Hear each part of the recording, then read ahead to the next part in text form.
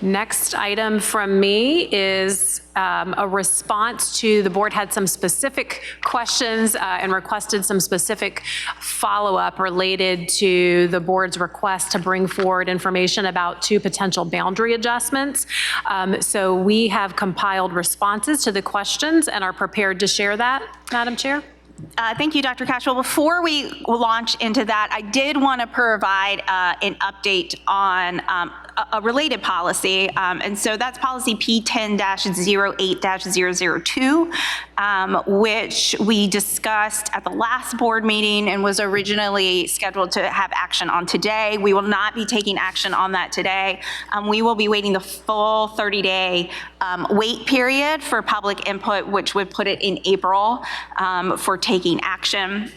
I also wanted to provide just a little bit of clarity. There's a lot of misinformation that's kind of been circling and taking up the airways, and so I wanted to provide a little bit of clarification, and certainly board members, if you have some, to dig in as well. Ms. Burton, thank you for sharing the policy for us up here. This is the specific action item that the board will be looking at, the policy. The main updates, while they're shown here, so the public, if they would like to read it in entirety, main updates really look at updating it, that they will be reviewed at least every 4 years, informally. As Ms. Kinsella shared many times, we will really look at it every fall informally, and so that 4 years would not require action, but will require consideration. And then also to update at the end, to update the requirement for public input in that last sentence there. This is where it gets a little bit into government ease, if you will, and legal ease, but to provide a little bit of clarity, policy is generally more enduring than a regulation. Policy like this policy that we will be taking action on in April requires a public review and board action, while the regulation is kind of the nuts and bolts of how the policy is implemented and does not necessarily require board action or public review. And so we wanted to add that the requirement of public input to the policy piece because it truly is important to us. With the updates to both the policy and the regulation, we aim to be transparent and authentic for public engagement, to be responsive to the needs of the community for the type of input that would fit whatever process would be considered. Colleagues, do you have anything else you want to provide for clarity on that? At this time, the community, we encourage you, if you have questions or feedback, to continue to reach out to us. Again, we will be waiting the full 30-day wait period so that would put this on the agenda in April. All right, thank you. All right. So again, we wanted to make sure we were responsive to some specific questions board members had and asking for follow-ups and implications related to a few things like transportation and what were the implications there, as well as implications related to potential new seats with specialty programming, a look at what that may entail over the coming years, as well as a look at physical space and potential of new space available. So we do have updates to provide related to that information. Mrs. Coy. Thank you, Dr. Cashwell. So today I will be sharing this additional information that you all requested at the February 27th work session. And it is, as you will see, a compilation of different pieces of information that my colleagues have helped me assemble here today. And so I'll be leaning on them to answer any questions you may have. All right, so the information provided today includes a number of different pieces that were requested. It includes additional financial and staffing details about the 2 transportation options previously presented, as well as information about projected enrollment and capacity trends in HCPS over the next 5 or so years.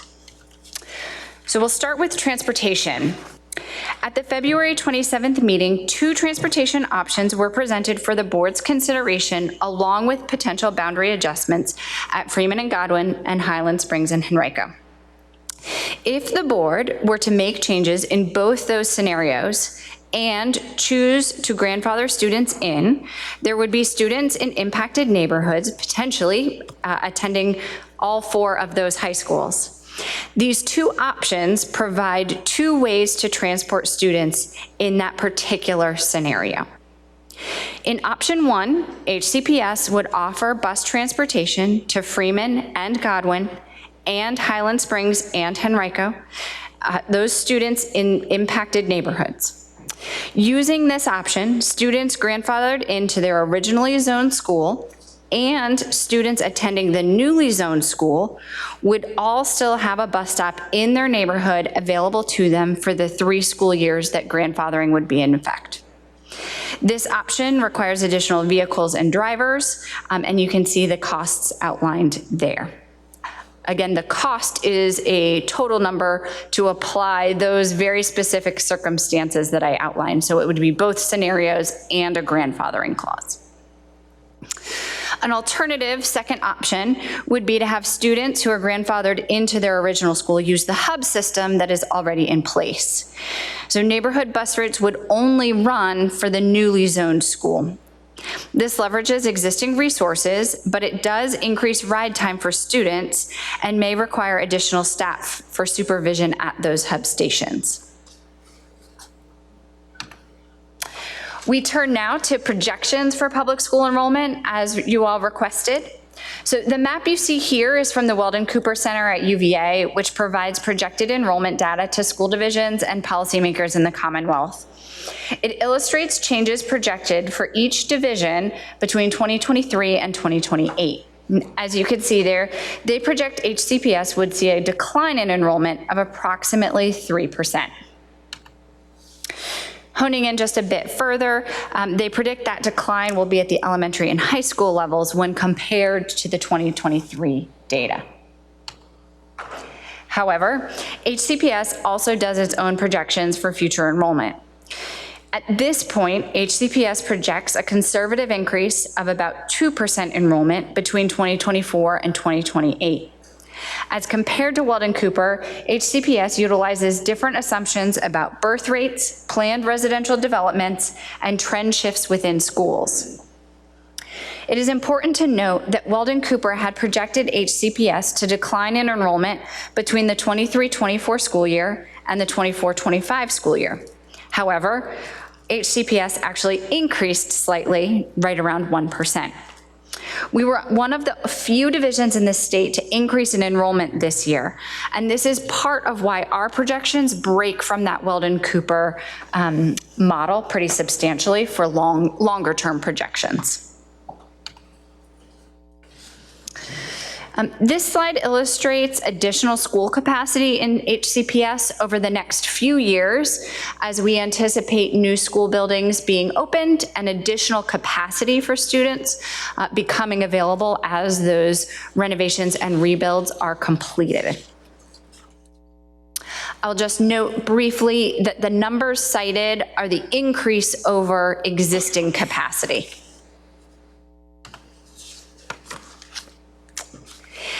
This slide illustrates our projected capacity in our ACE programs. A few notes about this. This chart shows the anticipated growth in the maximum number of seats per day per center as additional space and programming comes online in the coming years. It's important to note, though, that these numbers reflect that max number of students and that filling the seats is contingent on student interest, which remains strong, and availability of teachers and programs.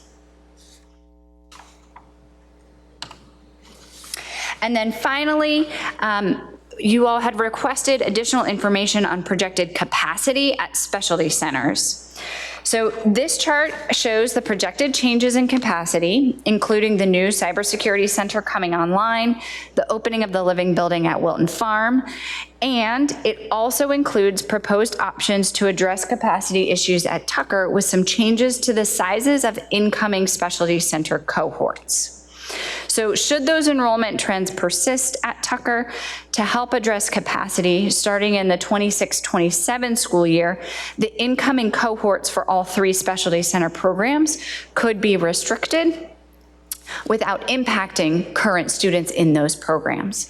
So that strategy is reflected in the projected numbers here, and you start to see those declines starting in the 27-28 school year as the existing cohorts matriculate their way through the programs. And that concludes my update. Like I said, my colleagues and I will be happy to answer any questions that you have.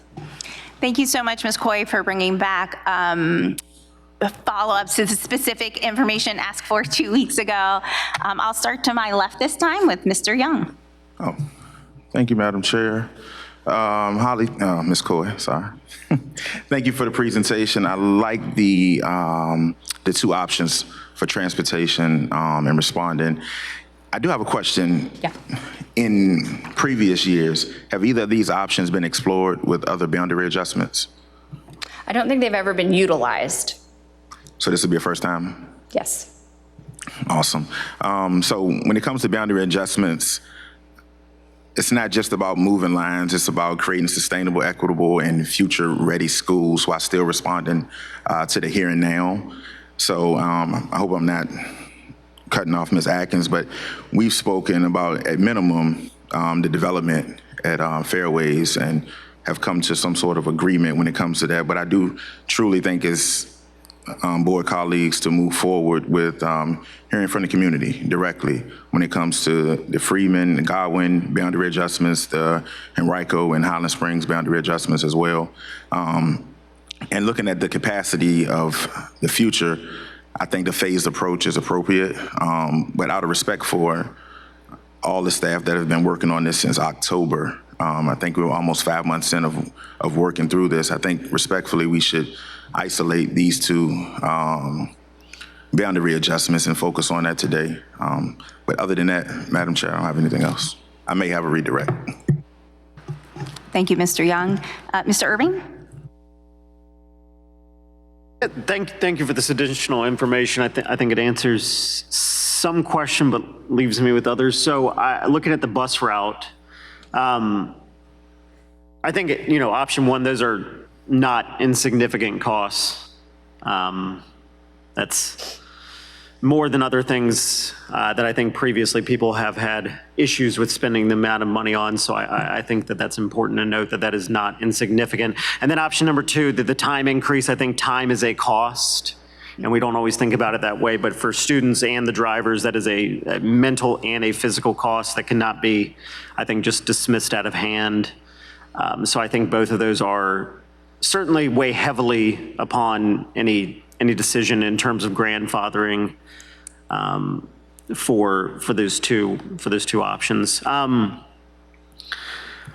do find the projections to be fascinating, right? Because that's a delta between our projection and theirs of 5.1%, which is, I tend to think that we're probably correct on this relative to them, but I do think that it's interesting because I think there's a perception that our enrollment is declining, and as such that, it may be hard to ask for the type of, budget and spend the amount of money that we do, but we are projected to grow in enrollment. So I think, any sort of concerns that may be had about declining enrollment and how we are validating the amount that we're committing to our students to produce the best educational outcomes possible, maybe are somewhat misplaced. And then looking at the timeline, I think that's a great way to think about all of this. I think, when you ask the question, how do you eat an elephant? It's one bite at a time.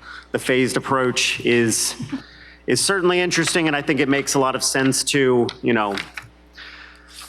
take things 1 year at a time as we move forward and kind of look at, what are the elementary schools that are coming online, then Coyocassin Middle School, and then the new Fairfield Elementary School, and then the Highland Springs Elementary, and how we can, potentially adjust things if it is necessary to. Because again, these enrollment projections, we don't know exactly where all the people will be, or at least it's not shared here. So I think it would be unwise to just suggest that things have to be done, but if they do, we certainly have excess capacity coming online. And then I'm loving seeing the expansion of ACE at Hermitage, because I do think that's going to really potentially help the situation at certain schools. Tucker comes to mind, and just in terms of students who have opportunities, that maybe helps with the day 1, day 2 numbers. And then, like I spoke to last time about Tucker and their centers, which are wonderful. I do think that, especially when speaking with staff and families, that it would probably be irresponsible to increase those numbers moving forward. And as such, I certainly like the approach of reducing as may be necessary to keep their enrollment on a sustainable path that can get them to a place where they're not feeling cramped. I think also something that, I would love to see us do with Tucker is adding an additional complement of an additional administrator, additional counselor, and, a certain amount of additional teaching complements to help bring down and make it more manageable, the amount of students that any one person has to, engage with on a given day. Because I think, just adding one extra administrator and one extra counselor makes the world of difference to people and how they go about their day-to-day. And I think that's something that could provide some immediate relief, is my hope for Tucker. And then over the long term, we can hopefully address that as well. Thank you. Thank you so much, Mr. Irving. Ms. Kinsella? Where to begin? I have to say, it was the first time we've really seen the timeline. Even though we've known bond projects, right, are coming online, seeing all of the ACE programming, the difference that's going to make, knowing that some of our schools have higher enrollments in our ACE, which is a day 1, day 2 impact. Some of our schools have higher enrollments in those programs than others. I wonder, with additional programming coming online and with additional advertising, I know it's something the Business Advisory Committee spends a lot of time talking about, is how can we help get the word out, right, on so many of the great programs that we are offering. For example, they said this week that there were 300 nurse aide applications for 80 seats. So I can't wait until our second floor at ACE Herm is completed over the next 2 years to bring about the 400 additional seats. I did have a question, and it's okay if the team doesn't have the answer for me now. How many health and medical applications did not get accepted for fall 2025? Because I know center acceptances have gone out, as well as our CTE, and that's what I'm talking about, is our CTE health and medical applications. I'll have to get that for you. I have a top one, but I don't know. I don't have the number specifically, and we can get it, but I do know that both at ACE Highland Springs and ACE Hermitage, ACE Highland Springs, particularly in the trades and in the health and medical at ACE Hermitage, typically the number of applications has far surpassed the seats, even with the expansion. And you can see that in 25, 26, 26, 27, the increase in seats at Highland Springs being specific to those trades programming and leveraging the Hudson Gym in that space and being creative, because even with the tremendous investment the board put forward to expand the ACE centers and the construction projects at both sites are phenomenal. We continue to look for more space, which has been going into using the Hudson Gym and looking at the second floor at ACE Hermitage to find even more seats. So we can get you those numbers, but anecdotally I can say the demand has outweighed the number of seats. I was going to say, if the So nurse aid we've worked applications to- were yes. any And indication, right? That's right. And as you know, the team, and of course, Mac Baton, they're very responsive to that. And so where you see the seats growing, it's where they know they have the interest and there is high demand. Right.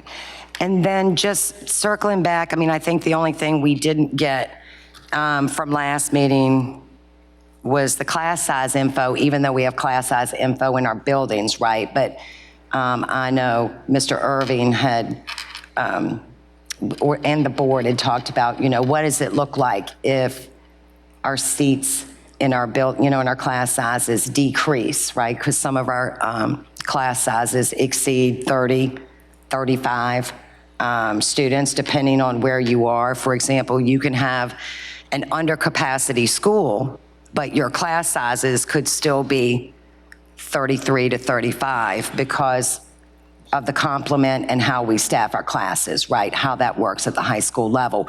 Or you could have both an overcrowded school and overcrowded classes, right? So I'm interested in more information like that, but I keep coming back to having followed this whole process. I know I've spent time going back to the 2010 redistricting, going back to the two-phase 2017 rezoning that was done. Went back and revisited my 2 large binders from the comprehensive redistricting that the board paused back in 2019, and then just did slight boundary adjustments in the fall of 2020. So this has really opened up my mind back to that, and that I don't want to be a board that puts a Band-Aid on anything, nor do I want to be part of a board that kicks a can. What I would really like to do is look at all the things that we can do to impact capacity, especially at Freeman. I want to do what's best in all of our schools for all of our students and all of our staff, but I do not want to rush it. I feel like this process has been rushed, even though there was conversation that we've been talking about it since October, not publicly. It has not been consistent. I don't think, I know per policy that the board can bring forth a request of you, Dr. Cashwell, but I don't recall hearing if staff recommends these adjustments and supports what the board is asking for at this time. And I would like to know that. Sure, so I'm happy to jump in here. So as you recall, back in October and November, when staff brought forward the capital improvement plan, we looked at capacity then collectively, and at that time, staff didn't bring any recommendations forward, though the discussion certainly centered around that capacity and about potential boundary adjustments. And then at the February 13 work session, that was when the kind of directive came forward for staff to develop specific options for boundary adjustments for you all to examine and consider. Yeah, I think that's right. And one of the things we did touch on in the fall, and we've put it into a timeline here, was the understanding at that time that there would be some new capacity coming online. So staff's recommendation was that, of course, we continue to look at programmatic adjustments and understanding how those can impact capacity in our buildings and looking at our long-term plans there, and also understanding that we will have some work to do in the near future to, for example, make sure we fill our new Fairfield Elementary and are making sure we're maximizing capacity at our new schools. And so we're keeping an eye toward that. And that was our recommendation at the time in the fall, that we begin to think about, and the board began to think about how we would leverage that new capacity and of course, defer to you all and other considerations you all have for boundary specific adjustments in your communities as you know them best. And that is the purview of the board. I mean, it's my preference, especially with all of them for new information being presented today that the board asked for at the February 27th meeting, is to truly have more time with the information, knowing that all of the programming we're bringing, the new capacity we're building, and just better understanding development trends. I mean, are we doing, I've read emails, and I just want to thank the public. The board has received quite a few emails. I know I've received quite a few emails asking me to go back to, please for the board to bring back a comprehensive analysis. And when I was preparing for this meeting, I thought, wow, wouldn't it be great to spend as much time being thoughtful and asking the team to do a comprehensive analysis, much like we did it with our employee voice study, where we made the request of you, and then the team spent 5 months working on it, and the work didn't stop. The board received a presentation. I'm very interested in that, because when I did revisit my notes for Tucker specifically, with 6 feeder middle schools, Quioccasin feeds Tucker 150 students. Brooklyn Middle School students drive right past Hermitage 100 of them to get to Tucker. Only 40 students from Tuckahoe attend Tucker. Holman, only 80 students. Hungry Creek, only 23 students. And Moody, 20 students. And I say this to say that I'm interested in some of the, we learned a lot about feeder patterns, K-12, during the comprehensive redistricting that this board paused due to the pandemic. I'm very interested in putting all the programmatic pieces together, development, programming, capacity, and for years, we've actually looked at Deep Run, Glen Allen, Freeman, and Tucker. And I've seen, Glen Allen High School exceed 100%. And then with our new ACE Hermitage building, I've seen Glen Allen come back down, and it's still, thank goodness our students are taking advantage of our ACE Herm opportunities because it makes such, a difference. ACE Herm brought us half a high school in capacity. That was much needed. I just think with bell schedules, staggered bell schedules, administrative support, programmatic adjustments, I even thought about, how many students are in variance. Is our residency team actually investigating residencies across all of our high schools, especially our high schools that were concerned about capacity? I would like to be more thoughtful and really go back to revisiting a lot of what we learned and that was on the table back from comprehensive redistricting. And that's not to say I don't support our students and staff, because I do. I don't want to have a Band-Aid solution that, in some of the correspondence that came in, we're hearing from folks who have been redistricted before, and now they're looking at a boundary adjustment again. And I'd just like to be thoughtful in the short term and long term with our capacity and all the things that go into comprehensive analysis. So, thank you. Thank you, Ms. Kinsella. Ms. Atkins. Well, certainly, thank you and the team. This presentation was informative. It was fascinating to be last, so that I could hear the thoughts of each of you and your perception of what you saw and facts as you see them for your areas. It's also quite interesting that I'm in conflict with much of what I heard.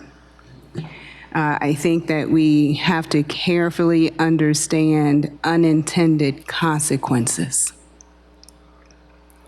And specifically, what jumped out at me was transportation. I know I did ask for more information around transportation. And regarding option 1 on slide 3, I think this is like putting rubber wheels on an electric train. You absolutely can do this Band-Aid approach, and I'll use your term, but I don't think it's the wisest way to move. And historically, when I think about transportation, particularly for Varina, Sanston, and Highland Springs, and then spending 6 years asking for solutions around vacancies and transportation, and then we get to this moment and we can see how we can come up with 6 additional bus drivers, and I'll just look at my notes, we can come up with $2.5 million, hiring 6 more bus drivers, be okay with increased travel time for students, have extended staff supervision requirements, the potential purchase of additional equipment for a temporary solution. I don't find that fiscally sound. And I'm hoping that we can engage in discussion about it so that I can better understand. Because I do not agree with what I see in transportation here. I believe in one of the previous conversations we've had, I talked about the challenges with the hub bus, and then yet it is okay in this particular slide that says increased time for students for a temporary solution. And I'm speaking on behalf of Varina, Sanston, and Highland Springs confidently because I did the homework to ask the individuals in my district around transportation because it's a priority. But I'll move along to the rest of this presentation as well. I do think and agree that we need to be at a place where we make a decision on how we move forward. I think that's fair to each of us and to the individuals invested in, Henrico County Public Schools. And it sounds like either we move forward with a phased approach, or we can it, or I should say pause it. That's a lighter word. And I do agree with that. I do agree that we need to make a decision. However, where I am in this moment, that may change after we have more conversation, is a hard no. I think we should pause. So I'm interested in listening a little bit more about my colleagues, engage in more conversation, and see if that changes for me. But at this time, given where we are, not just in this county, but in this country, I think I gave the best example that I could about putting rubber tires on an electric chain. We can do it. But is it fiscally responsible? And is it an appropriate time for it? So I'll close with that and hope to hear more thoughts. Mrs. Shea. Thank you, Ms. Atkins.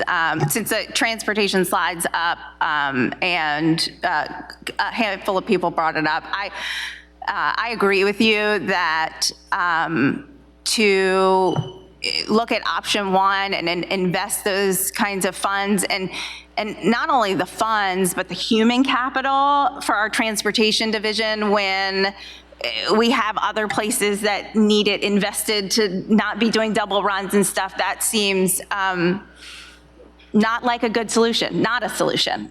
So I'm not speaking on behalf of the whole board here. I'm just speaking on behalf of me. I don't, traditionally, I shouldn't say traditionally, in the past when students have been grandfathered, it's been their own responsibility to provide transportation. And so I think, I'm not going to speak for staff, but, looking at some perhaps outside the box, but I absolutely agree with you that investing our actual capital, our human capital here in this, specific niche is not responsive as a division. I think Mr. Young had brought up transportation as well. As anybody else want to chime in on that transportation piece that she asked for discussion on? Oh, I said that it was not an insignificant amount of money, and I agree. I don't think that's fiscally prudent to do. And I'll clarify, though it likely doesn't need clarifying, that this is not a staff recommendation. We provided options to address the board's ask to provide potential boundary adjustments in 2 areas and options for how students would attend. And so this is responsive to that. If you were to allow students to be grandfathered, what could it look like from a transportation perspective so that you could consider all options? And then you asked good questions about the specific costs and implications, so that's what we returned with here. I appreciate that, and I'm going to be very clear that I think it's asinine. I do not think that's an appropriate solution in any way, shape, or form.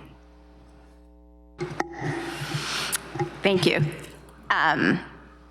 And then kind of moving more broadly, as we broadly look at the broader issue, definitely hearing lots from our colleagues. I share Ms. Kinsella's excitement over the addition of additional HERM ACE capacity, as well as, that 300 seats interest for 80 nurse aides. Would love to expand that capacity as she and I both know from serving on business advisory, staffing and how to staff that is a huge barrier. And I know, Mr. Baton has been working on advocacy in the General Assembly even to remove some of those barriers. But that for some of these programs that have high interest is almost more of a barrier to expanding seats than space. So, but definitely excited about, all of those opportunities for our students. looking at the timeline, if we could go to the timeline, we had a very successful bond a couple years ago, which gives us lots of exciting projects. Some of them already shovels in the ground. Some of them we're looking, close to 4 or 5 years. So really as a board, we have a lot coming our way, right? We have a lot coming our way over a significant, kind of a significant amount of time. And from that, I hear, kind of what Mr. Young said, that, a phased approach could be really doable. And like Ms. Kinsella said, looking at all of those pieces that we did a deep dive into 5 years ago, right? All of those pieces. And so, but that takes time, right? That takes time, both staff time and also time as a board and time engaging with the community. And so, I agree that we should be digging into some of these other pieces and giving them, the ample time for discussion. And so we've got all of these projects coming up, and I think, a rolling list of projects from the bond. I think we can tackle this in phases using these bond projects and feedback from the community, like Ms. Kinsella was sharing, from each district as the drivers of those pieces, and looking at that, because we want to, as Mr. Young said, continue to provide sustainable and equitable schools while being responsive to the current needs. And so I would imagine that when we get closer to Highland Springs Elementary School in 29, some of the population distributions are going to look different than they do right now. And so making sure that as each of our buildings open, that we are responsive to what it looks like and what the needs are in the runway up to those openings. I have a concern that if we wait to try to fix everything on this and leading with this long timeline, if we wait to try to fix everything, then perhaps we won't be able to fix anything, especially as, this set of projects is looking at over a 4 to 5 year timeline, and we have other bond projects coming behind it, right? So, really looking at this as a continual effort, a continual review, and using these projects and the feedback that Ms. Kinsella was sharing that we've each gotten from our districts as the driver from that to be responsive. As Ms. Kinsella shared, one piece that was missing from being a central part of the conversation in 2020 was feeder patterns, right? And continuity of feeder patterns. Not only that, I believe we're in a better position now with our capacity having come online, right? The feeder patterns, what we heard then, that's still relevant, right? Except for the students aren't where they were then, right? But we still have those issues, but we're in a better spot because we actually have this census data. One of the things that we heard from quite a few, right, of the members of I think it was 67-member committee in 2019, 2020, was that the census data was not current. So we're in a better spot now, just to add that. Yeah, in. Thank you. And so, really looking at those feeder patterns for community continuity as also a driver in this. And so, as I've looked at the possible solution for relief for Freeman in my area, that's one of the pieces that the planning department was tasked with when looking at a solution, is to look at those feeder patterns, right? And to look at elementary schools that may be broken up and how to reunite them in those pieces. And so using those things to drive this possible solution that has been brought forward. And I want to be clear that, we know we've got these elementary schools coming online and, other pieces as well as some real challenges with the matriculation into Tucker that Ms. Kinsella nodded to. But nothing in this current proposal being looked at is a hindrance to those next steps in terms of the elementary school look or the feeder pattern to Tucker look, or looking at solutions for other districts. So I just wanted to be clear as looking at the specifics, matriculation patterns, the specific how that could overlap with other things. Those have been considered in developing this proposed solution so that it doesn't interfere with what could be ongoing work on the board to address these pieces as well. I also appreciate some of the solutions that Mr. Irving brought forward to look at support for Tucker, both in some capacity relief, but also some other supports. So that being said, I think the most important thing, well, I'll say one other thing. I think the easiest thing for us to do is nothing, but that's not necessarily what's best by students. And I think the most important thing that we can leave with as a board from this meeting is a direction for the community. And personally, I think the worst thing we could do is to continue to leave families in limbo for another 6 months, another 12 months to figure, in these communities that we're looking at, to figure out if they may be impacted or not. Because now I can't remember who said it. I think maybe one of the gentlemen, these aren't just numbers, right? These are people, these are students, and we all recognize that and the impact on them. And so I think for us as a board, the most important thing is to have direction from here. And so I guess the question is, do we have consensus to move forward to community input? As we said at the top, we care about community input and we want it to be authentic. Do we have support to move forward to community input sessions where we can sit down and hear from and problem solve with the community about these issues?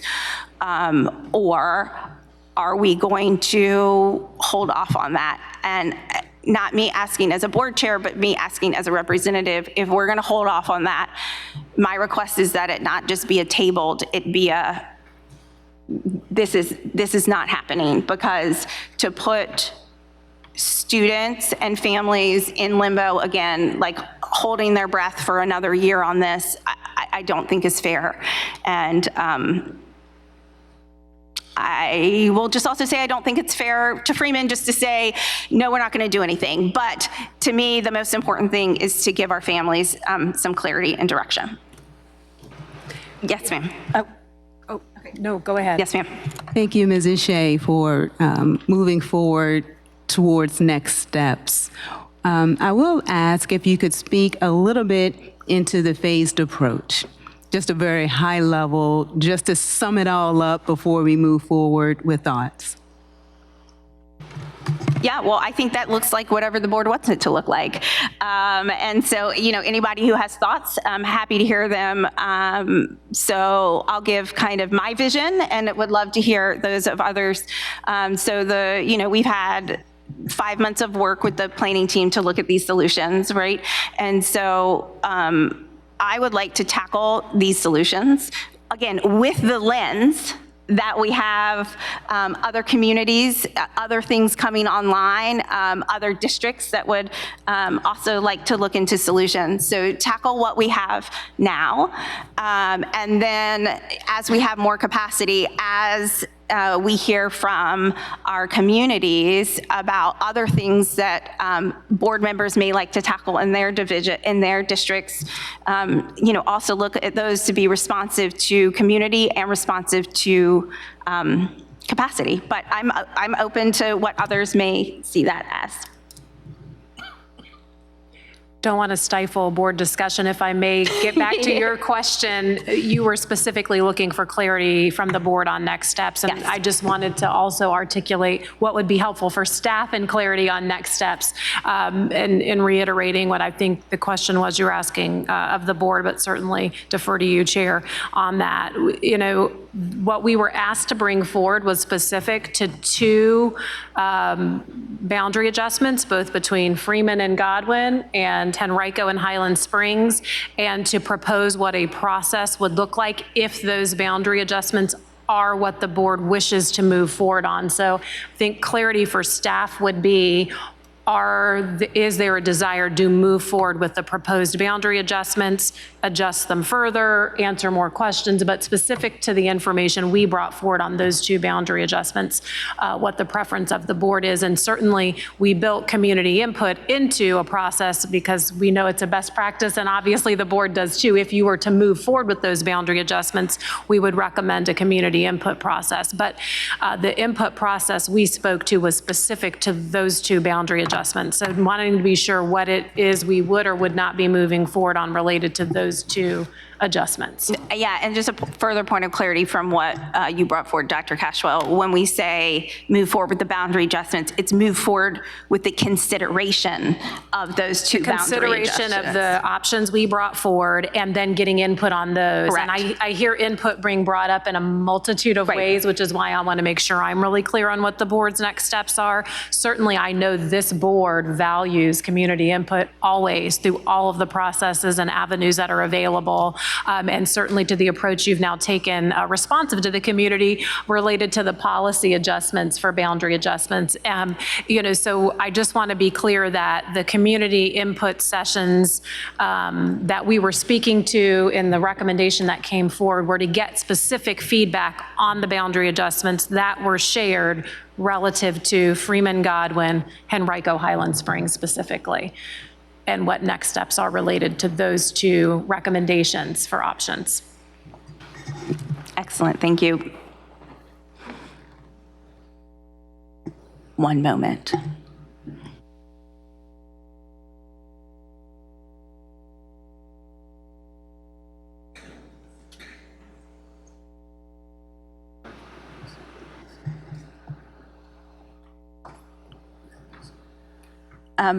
Ms. Atkins or Mr., anybody who would like to.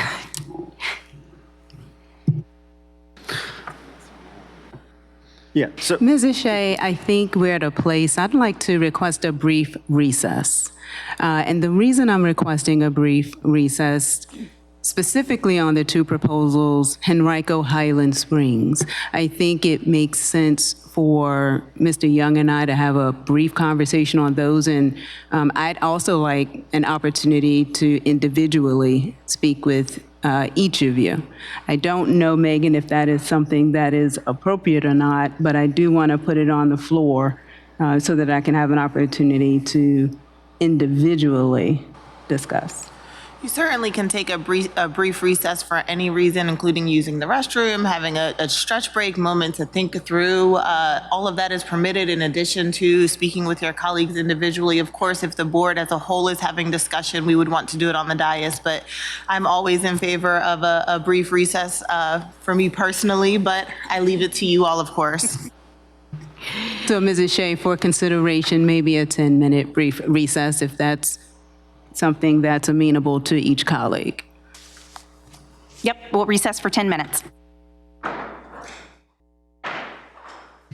right, welcome back from our recess. Colleagues, I'll remind you that our task really now is to provide clarity for the superintendent as to what our direction is, and also for the community not to be left in limbo, not to be left at a point of anxiety, to understand what the impacts could be to them. So what we're looking at here is if we are going to schedule public input to continue the consideration of adjustments for Henrico, Highland Springs, and Godwin Freeman. So I'll start on my left with a straw poll as to where we are so that we can provide clarity. So given the information that's been offered along with various data points, I feel we should pause this effort. Mr. Young? I think we should continue the effort. I think we should show Henrico County Public Schools, students, families that we're willing to do something. I mean, it's been 7 years for Freeman. Henrico severely under-enrolled. At this rate, I don't think anybody in the Tucker High School District will want to wait 7 years for adjustments or anything else. So stronger for moving to hearing from the community on this. Thank you, Mr. Young. Mr. Irving? I concur with Mrs. Atkins. At this time, I am for getting our policy passed, and then in the fall, looking at this holistically, because we have, as we know, in the 26 school year, the elementary schools with expanded capacity coming online. And I think there's just too much information with programmatic and otherwise adjustments that could potentially be made in the 26 school year. Not to say that these adjustments won't eventually happen, but at this time, I think it would be premature to just move along with public's conversation for two situations when there are more that may need to happen in 26. So at this time, I am not for moving forward with community conversation. Thank you, Mr. Irving. Ms. Kinsella? I agree with Mr. Irving. I'm not for moving forward with this conversation currently, though I would like to visit this topic in the fall when we normally discuss enrollment and programming and development and all the things. And I would encourage, based on all the information we got today, that was a lot of new programmatic information that I believe in conjunction with some of the master schedule changes and other supports that we can put in place. I believe this can wait until the fall. And then we do a comprehensive analysis of our enrollment. Thank you, Ms. Kinsella. I'll share as representative for the Tuckahoe that I do support having a community conversation. I think tabling it until the fall is the worst outcome for the community being considered, for them to continue to have to wait in limbo after being over capacity 7 years, but to continue to have to wait in limbo for clarity as to where their students may attend in the fall of 26. And then additionally, for our Freeman staff and students who reached out to share the very real impact that being overcrowded for 7 years has had on the outcomes for students. But with that, the straw poll is that the majority will not move forward with this conversation at this time. Superintendent. Thank you. Is there any other further direction related to the fall or considerations specific at this time? Or I should wait for additional board direction on that? Is the board interested, or all members of the board interested in a greater conversation in the fall? Yes. I'm interested in action in the fall.